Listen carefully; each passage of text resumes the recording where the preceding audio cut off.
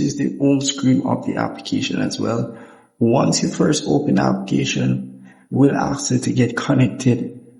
From the get-go, we'll ask for connection request and connection time. And the turn off for this application here is that it has a 5 minutes connection time, which is very bad, guys. You should not be using a VPN connection that gives you only 5 minutes of connection time. And as well, you only have 2 minutes of connection time usage, and you have to watch a 5-minute ad to get a 5 minutes connection time, which is very bad. The VPN looks sketchy. I would recommend you guys using it. Not gonna lie, this is really my honest opinion on this VPN application here. I still wanted to review it because, I mean, it's a bit sketchy and people out there might be using the application and so forth. But that's really pretty much it for this application. If I miss anything, it's very easy to use. Once you're connected, pretty much good to go. All of their servers are pretty much United States.